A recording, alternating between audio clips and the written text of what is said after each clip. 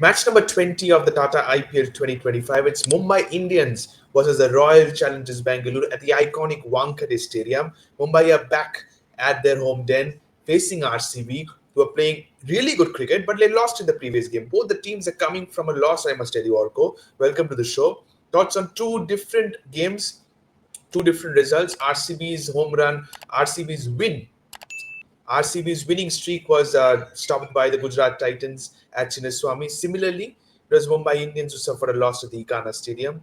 No Rohit Sharma, no Jasprit Bumrah. They only had themselves to blame. Thoughts on both the games, please?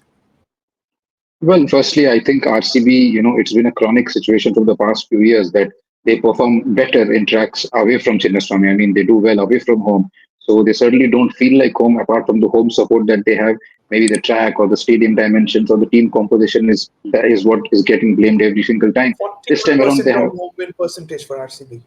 Yeah, that's pretty surprising and it's sad, and I think every team would want to, win most of their games at home and prepare teams accordingly. And RCB has always been a batting heavy side, but this time around they have a very good bowling unit. But even after that, somehow Gujarat neutralizing past them, as we always know that the middle order of Gujarat is thin. But if you don't knock those first three players out, then Absolutely. obviously there's no chance that you're going to win that game. And that's precisely what happened for the RCB. But I still believe, like even Patidar rightly said, that it's good that they fought for it. They took the game till the 18th over. It could have been Sure. completed much earlier, given the kind of track Chinnaswamy is when due sets in the second innings. So I think credit to RCB even there, but somehow the result hasn't favored them at all. Coming to the other game that we were thinking about, I think Mumbai was supposed to win, but some brilliance till the end. I mean, I would not totally blame the batting of Mumbai. Yes, I agree Tilak had a bad day for reasons unknown. But that being said, Surya was on song. Hardik also coming in with a lot of mental upliftment because of that bowling 5 wicket haul spell that he had. So you would expect Mumbai to win, but somehow the all-Indian pace attack that people always Yeah. underrate Lucknow for, they stood up at the right time. Digvesh bowled well, Bishnoi bowled a key over very well, and then finally Lord Sharpal and Avesh took them home. So it was a surprising win for Lucknow, to be honest, and I think it's just excellent bowling that pulled the game back in their favor. They held their nerve, Lucknow Super Giants, and that's the reason why they came out on top, defending the target, bowling brilliantly in the death overs. You said about Digvesh Rati. I am sure that he bowled a wonderful spell. We all know that. But he did not concede a boundary. Though in his scorecard, it might show you a boundary, but that was a leg by, I must tell you, in the last over. But what an economical spell at the high stage. He says he copies his role model is someone from your side, the legend Sunil Narayan. And we can see that in his actions, his run up, but he has a little bit of Kesrick Williams in him in terms of celebrations as well. Your thoughts on how this man came out of nowhere? Well, he's a flavorful guy. I mean, right from the start, when he holds the ball to what he does after the ball is released, is pretty flavorful. I mean, if you look at his celebration, it's like Keswick. His action, hiding the ball is like Narayan. He celebrates a bit like Hasaranga. He runs in, like Imran Tahir. There are a lot of Exactly, I was similarities. about to say, can you also add Imran Tahir into it? So there's some flavor about that guy, and it's nice to see that kind of a flavor and flair, if you could talk about coming into the IPL, and also it's effective. It's not just someone who just makes an external noise without delivering in reality. He's actually delivering with the ball, and I'm going to credit Rishabh Pant for this as well because we do know that Rishabh shows a lot of faith on his spinners. He's the one who resurrected Kuldeep's career in the IPL. Correct. Kuldeep had a bad patch in KKR, got sidelined. Varun Moeen Ali. Chakravarti was promoted. Yeah, so Kuldeep, he went, I mean, Moeen Ali went after Kuldeep Yadav, and ever since we thought that his career was depleting. Then he was hit by injuries, but Pant somehow resurrected him back to Kuldeep we know today. So certainly Pant does show a lot of faith on his spinners, and he's doing the same with Digvesh. Every single match, right from his debut, he has given him an over in the power play also. So, and now he has given him overs at the death, that too against players like Hardik and Tilak. So certainly credit to the captain as well, and also to the skill set of the rookie bowler. Absolutely. Credit where it's due, and Rishabh Pant led this side really well, and he will get a pat on his back from the owner for sure. But now focusing into Mumbai versus RCB, these two teams, when they lock horns against each other, has a different vibe, has a different blockbuster kind of a nature. Let's take a look at the head-to-head between these two teams, the last five encounters.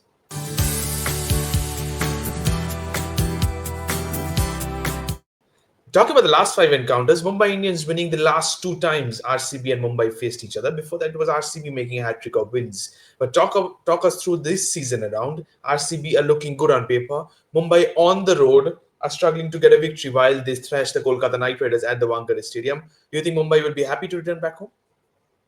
Definitely. I mean, they are very good at home, and in Wankhede, they have a record that speaks for them.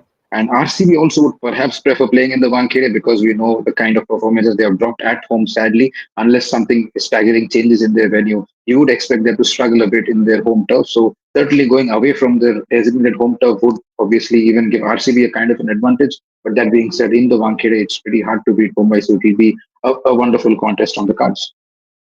Absolutely. It's expected to have a wonderful contest on the cards, but talk about the pitch report of the Wankhede Stadium. Let's take a look into that.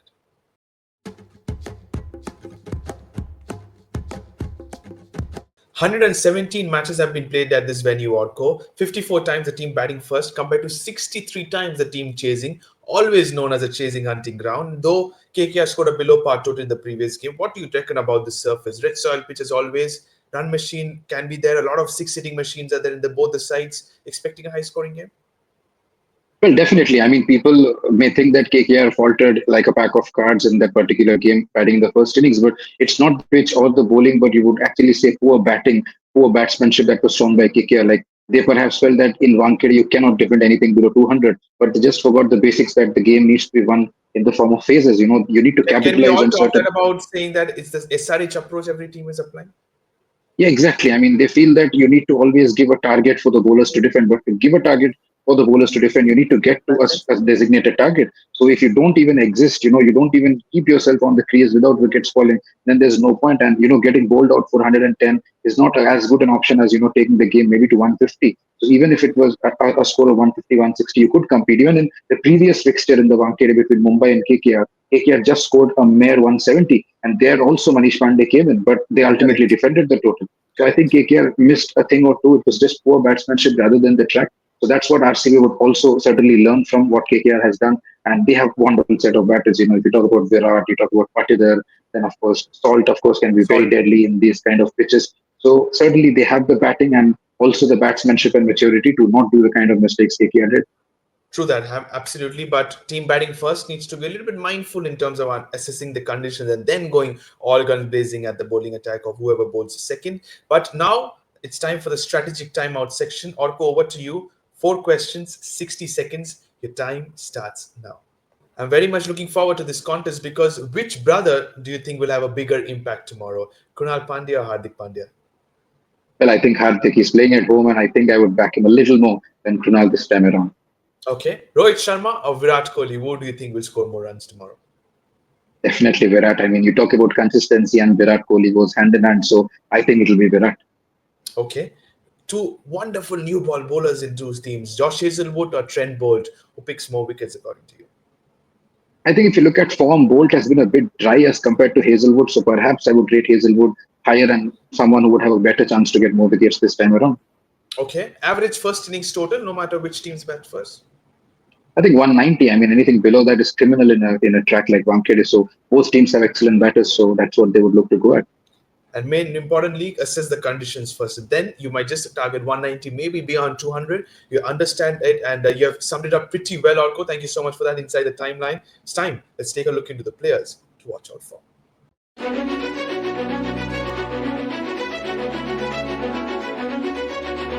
Starting with the Mumbai Indians, I've gone with Rohit Sharma, Surya Kumar Yadav, and Trent Bolt as my three players to watch out for. For RCB, Virat Kohli, Rajat Patidar, and Bhuvaneshwar Kumar is my third player. Thoughts on that, Rodko? I think that this is a high voltage game. This is the game. Rohit Sharma might just come back to getting some runs behind his belt. Definitely. I mean, Comet the hour, Comet the man is what people popularly say about players of such stature. So you would expect Rohit to deliver. And of course, these being conditions which he's very familiar with, if he gets going, then it's certainly difficult times for RCB. So Mumbai Indians would want that to happen. And of course, I've heard that he's been injured in the previous game. And if he's fit enough, he's certainly getting back. And if he gets among the runs, then it's advantage Mumbai. Surya, again, he's among the runs. He's showing a lot of consistency in the previous two games. He's batted pretty well. Out of the start against Mumbai, even did well against Lucknow, though he fell at the wrong time, but his bat is certainly doing the talking after a string of low scores in international cricket. Trent Bolt, again, a deadly customer in the power play, the first over blues that he gives to any team. Certainly, that is also going to be very crucial when you're up against players like Salt and Kohli, to keep them calm or get the wicket up front. So Bolt versus Kohli, we'll talk about matchups in a while, but that will be a wonderful matchup to watch out for. In RCB, of course, Bhuvneshwar Kumar, similarly like Bolt, he's someone who picks up wickets in the power play. Again, Hazelwood as well. Rajat Patidar is that spin basher, he's someone who can True. take on bowlers like Puthur, someone like Santner. And given the amount of dimensions which is present in the Wankhede, you do expect Patidar to do well. And you Correct. cannot go about without talking about Virat Kohli. He's the run machine, he's the heart of the team. And if players like Kohli and Rohit deliver for their respective teams, we are in for a wonderful clash. Absolutely, it's going to be a treat for the fans. I must tell you, Virat and Rohit both score runs in the game. But talk us through the battles as well. I must tell you, Orko has just stolen a little bit of show because I was keeping ahead with the battles. Let's take a look at the three battles to watch out for.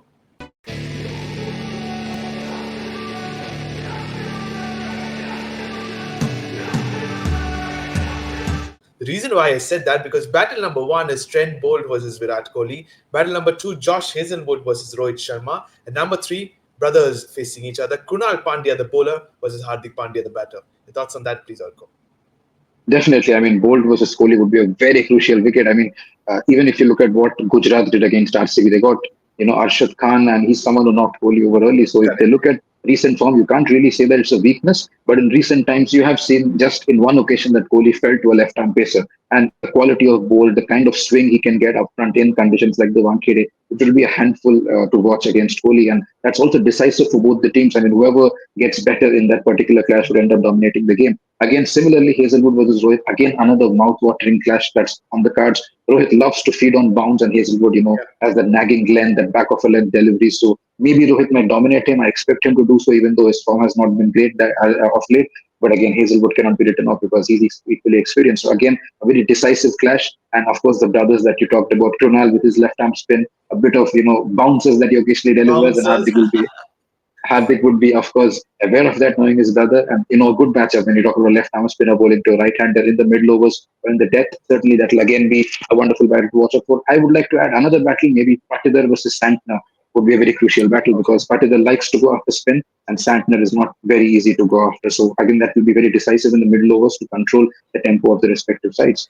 Absolutely. You're expecting Satna, the cleverness he has in changing of his pace versus the spin basher of Rajat Patidar. It's a very interesting one, I must tell you. But this is done in terms of battles. Let's take a look into the predicted playing 11 study with the Mumbai Indians.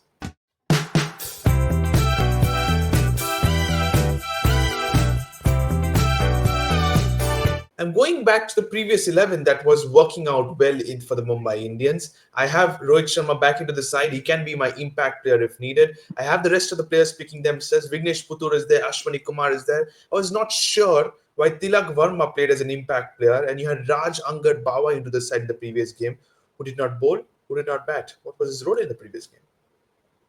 Again, that's a very questionable thing. I mean, even if you look at a similar game like the case in KKR, they brought in Moeen Ali for Spencer Johnson, but he hardly batted. He hardly batted, and he didn't even bowl as well. Of course, they brought him keeping in mind that there are more left-handers in SRH. Maybe Raj Angadbawa, added a bit more depth in the batting. He's like that lower order floater, also bowls an over or two of medium pace. So certainly he's a promising talent. That's what they looked at maybe to bring him in. But again, that's Then, just a then if stopgap. he is this promising talent who bats lower down the order, gives you those runs at the lower of the order, then why wasn't he sent when Tilak Verma was timed out? I'm sorry, when Tilak Verma was retired out. Well, I think they wanted to trust on experience to do the talking, and Santner, being the more experienced guy, they sent him in earlier ahead of Raj Angad Bawa. But we never know, of course, because the results didn't go in their favor. Didn't go in their favor. You would certainly blame that move. But that being said, Santner is experienced, is of good batting form of late. Even the Champions Trophy was striking a few good blows to even Varun Chakravarti, if you remember that game against India. So certainly he was the one preferred because of experience. So that's what I believe this time around. Okay, so you think that it will go with the unchanged 11? You think Rohit Sharma should be back into the side? Tilak Verma also. No Rajankat Bawa into the side? Definitely not. I mean, their combination has been working. They found they're playing 11 against KKR. Unless Bumrah is available, I don't think that there'll be too much of changes from this side. Going to the RCB 11, let's take a look into their one.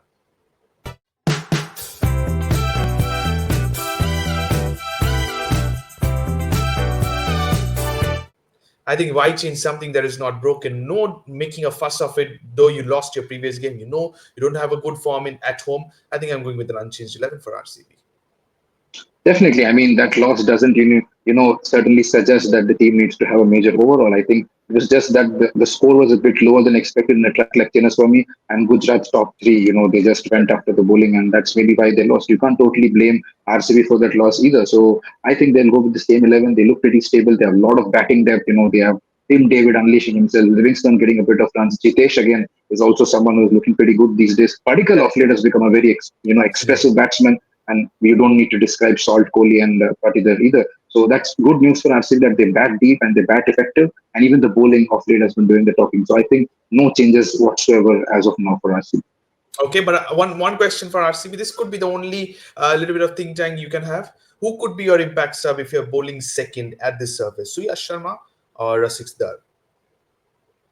Well, I think they will stick with Rasik there because he gives a good amount of death bowling options, and you certainly need that kind of bowlers against Mumbai Indians. I mean, even if you look at Lucknow, the way they negotiated past Mumbai Indians was because they had good death bowlers. True. Avesh, Shardul doing well. So maybe if you look at Rasik as a death specific bowler, he can operate with Bhuvi or Yash Dayal in the death and kind of middle order that or the lower middle order that Mumbai Indians have. You certainly need those kind of players. So I think that they will stick with Rasik Dar. And also, if you look at the familiarity with the conditions, Rasik Dar has played for the Mumbai Indians in the past. He knows a thing Correct. or two about the Wankhede and its conditions, and also the team he's facing. So maybe they'll prefer Rasik Dar this time around.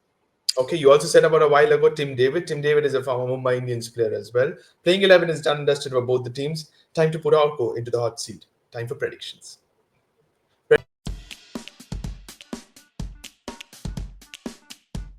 Predictions time now at the iconic Wankhede Stadium, match number 20, MI versus RCB Orko. What's your prediction? It's a tough one. It's a tough one, definitely a very tough one. Two evenly matched sides, and even in terms of form, though they have lost their previous game, there are teams, you can never write them off. They're doing pretty well in the games that they have won. They've shown their mettle. I think 51-49 in favor of Mumbai just because they're playing at Moment. home and they have won at Wankhede. So maybe the fortress which they have is not ready to be breached this early, but again, it promises to be a close contest. And I wouldn't be surprised if I'm proven wrong and RCB gets past the line. Okay, so RCB on the road looks strong, says Orko, but by the barest of margins, that 1% is just because they're playing at home. He goes for the Mumbai Indians. That's all we have. Thank you so much, Orko. Thank you to all the viewers watching this one blockbuster clash on Monday. I must tell you, MI versus RCB. We all know how much this clash holds a heavyweight, to be honest. Sit back and enjoy. Don't forget to subscribe to the channel, press the bell icon as well. Thank you so much, and bye bye.